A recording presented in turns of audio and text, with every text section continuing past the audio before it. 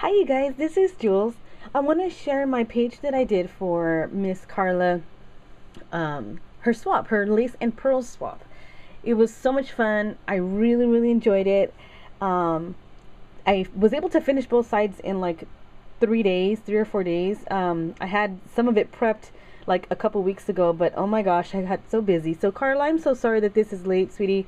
I don't mean to put you behind at all, and I hope that you're letting us know that you were going to be sending these out a little later. Buys me a little bit of time, so I really am sorry. I tried my best, and I didn't like not want to complete it, so I worked as hard as I could the last few days and got it done. So it's going in the mail today. Excuse me. So what I did is that okay, I have these new vintage bags, this vintage ad or vintage newsprint ad bags or whatever, that are a little bit different than from the ones that we know. Do you guys remember these here? The ones that we all love. We love these. These are awesome. I love them so much. I haven't even used them all yet, and I still have a good little stack. I'm getting some more in though, because I want to sell these too. But I have some new bags that there's a new design now with this wooden oven and a little carriage wagon and a painter. And let me see if I can do the macro. Okay, that way you guys can see a little clearer. And here's that carriage, and look at that, it says circus. We can use that for our graphic 45 stuff. I love this. Anyways, I wanted to give everybody a sample. I don't know if they're out or not. I haven't seen them anywhere. I kind of looked for them, but I haven't seen them anywhere yet. And so I have these. They're gonna be going on my store blog soon. So give me another day or two to get them posted and the pictures taken and stuff for you guys, okay? But I want to give you a sneak peek. Excuse me, gosh.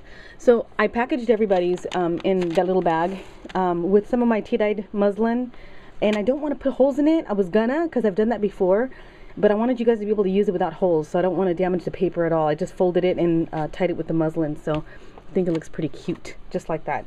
Okay, so the page, you guys, the page that I did, I'm so excited. I love it so much. It's so pretty. I wanted to go with the shabby, vintage, chic, Victorian kind of thing, and so I think I was able to accomplish that anyways. So what I did was the prep work that I was talking about earlier. Excuse me. What I did is I grabbed this piece of lace that was in a bag in some stuff that I bought in LA, in downtown. So there was like this was the surprise. I didn't even know what these were. I opened it and I thought it was a folded piece of fabric, but they were a bunch of pieces like this. Looks like a banner, flag, whatever. Anyways, it's creamy, cream white and a gold. And I love the print of it. So what I did is I Mod Podged it down. I used a technique that I saw on, oh wow, I forgot. I'll put it on the annotation so you guys can see her video. But she did a demonstration where she glued down lace on chipboard, and you can either see the whole color of the lace that she put on there. I didn't see that she painted it, but she did put paint on the chipboard and then added the lace on it to see the color of the paint through the lace. But what I did is I Mod Podged it down, and because I didn't like the gold of it, I painted over it so it gave what looked like an embossed kind of a look. See there? So you can see the like one of the petals here, right there, and you can see all the little honeycomb design. The honey, and when I mention honeycomb, I mean like these big holes here. So you can see a lot of that. So anyways, what I did is I painted with the vintage white acrylic paint and painted the entire thing. Used my vintage photo distress ink, and you have to know that for some reason distress ink is absorbed by acrylic paint kind of strange, especially the white kind. So it has like this mottled kind of clayish look. It's a little dull, so you can't see a lot of it, but anyways, I rubbed it on there, and so it gave it that more of a dingy look, because it was pretty stark. It was pretty white, and so I wanted to just tone it down to make it a little bit older looking. I grabbed some distress crackle paint, and I just used it along the edge here. Actually, I did a little bit here and there scattered, but you can't see a lot of it. This is all you can see here. But I left this side open for the rings to go through. I used my paper, my vintage ad paper, and I actually opened the entire bag and I had a 12 by 12 sheet of grunge paper, and laid it on top of there and just glued it down with Mod Podge, just one piece at a time, little layer at a time, and set it underneath something, a box I think it was, and let it dry. And then I cut out squares, and then I cut out the mini Baroque. And this is the Tim Holtz die. And so then I inked the edges with black soot and vintage photo. See a little bit of the dinginess here, I think.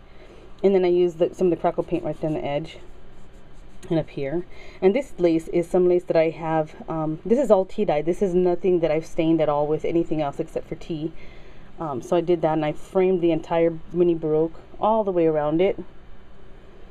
And what else did I do? Okay, and this is my Wild Orchid Crafts, one of my hydrangeas.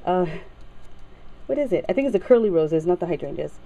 They're the curly roses, and a little rose back there.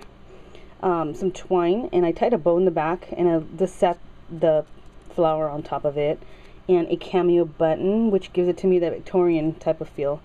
And this here is a Maya Road flourish, a chipboard flourish, and I got my order in my Maya Road order that came in a couple days ago, and I have to post that on my blog. But sometimes I keep just one piece, one of the like a package of stuff that I want, so I can play with it and design with it, and then show you guys how to use it. So what I did here is I painted the flourish in acrylic paint, black acrylic paint. I ran it through my embossing folder. That's a Tim Holtz folder, and it has the design of the burlap. And so what I did is, after I ran it through, I grabbed my emery board, and I just lightly scratched the top part off so that the raised parts were taken off. So the paint came off of it, so you can see some of the brown there. And then I used my Versamark, is it Versamark? Yeah, my Versamark little stamp pad here. And that just gives it a wet stickiness to it, so that when I put my powder on top, it'll stick to it. So that's just a clear embossing powder is what it is. So you can see the paint right through it, and I really like how that came out. I really enjoyed playing with that and messing with it. But yeah, I'm gonna post these up soon, as well as the bags. And then the other side, what I did is, well, if you notice, the tool kind of goes on both sides. I just wrapped it around both sides here. Tim Holtz clip, and tied a white tool and brown tool together, and just created something so that either your photo can sit behind, and it can also sit behind here. And then here, this is just something that'll help anchor down what I have behind here. Now this is some laces that I got from, it was a gift from I keep wanting to call her Zenderly, but that's her name on YouTube. Rosella, her name was Rosella. So she gifted me with some of these laces, and I wanted to use it for a deep pocket for something, and I was able to use it for this particular project. So I actually tea dyed this, and then I ran a little bit of vintage photo and aged mahogany distress inks over it, so you see a little bit of a red on there. You can see that it picks up a little bit, little spots here. Excuse me. Some more Wild Orchid Crafts flowers, and some beaded crystals, the little black and little gold ones here, and the little coils from the flowers that I just recoiled, and it's sticking up out of there. These are some fuzzy leaves that was given to me by, I believe it was Mustard Seed Pam. Hello, Miss Pam. And so yeah, I'm using that. And then some pearls that I bought at Michael's. They came in a package with some of these. You guys may have seen these. So I cut the gold ones out, and I use that for my tag up here, and for these little corners here. That there and that there. And this is from Prima. Comes from this particular flourish. I had a few left of the big ones, and I cut that little flower out of my lace, my loopy lace, or loopy floral lace that I'm selling on my blog. And so yeah, I just hot glued it down. So let me take this out so I can show you the back side here. So this is paper from La Creme Stack from DCWV, and I just used my corner doily stamp and used clear embossing powder and some metallic bronze, so it has a little bit of a reddish look to it. And I mixed, actually I added a little bit of the clear, and then I added a little bit of the bronze, and I dusted it off, and heat set it, melted it, so it picked up both clear, and so it just makes it look a little old. Ran some aged mahogany around the edges and on top of here, on top of the doily, and my Prima bling. I just cut pieces off because it was a long flourish. It's a black butterfly flourish that I had on my blog. I don't know if I still have any more. I think I sold out of it, but I'll be getting some more. So I just cut pieces off of there and added it to the corner there, and then to the little envelope here. In Vintage Photo, also distressed along on top of this paper, and it was all really just creamy colored, and I needed to dingy it up. I didn't want to use white cardstock or anything because it has a little bit of a fabricy pattern. Don't know if you can pick it up at all, but there's a little pattern back there. So I made that pocket there for my tag. And I'm into the black and the red, deep red right now.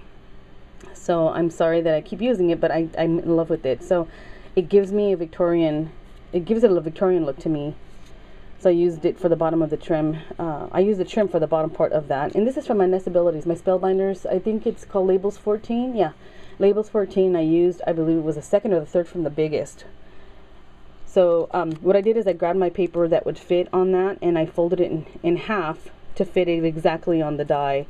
And that way the die kind of came up this way, so I wouldn't cut this off.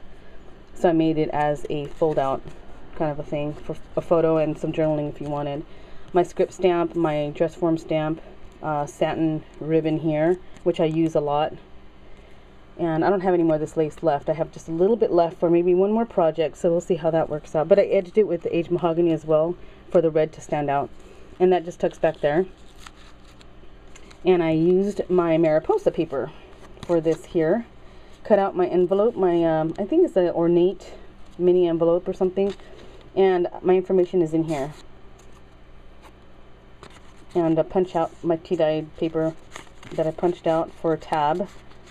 Just makes it a little easier to come out, and that does unfold because I didn't realize that it was going to be in the way there, but it worked out. The colors worked out perfectly, the golden, the burgundy, or deep red, because that's what I kind of used already here and on the tag here. So this is my page for Miss Karla's Lace and Pearl Swap. And Karla, thank you so much for asking me to do this. I really appreciated it. I was really excited when you asked me, and I'm glad that you opened up another group to have me in, because I guess I responded a little late. I apologize, but I did have fun making it, and thank you again. I mean, I really do appreciate that you did ask me. I had a lot of fun. So it's going in the mail today, and yeah, there it is. And if I hope I didn't forget anything. Yeah, I don't know if I did or not, but anyways, if you guys have any questions, let me know, and I would be happy to answer that for you. So yeah, detailed pictures on my blogs, you guys, on my blog, and I'll talk to you guys soon. Thanks a lot. Jill signing out of the Jewel Box. Bye.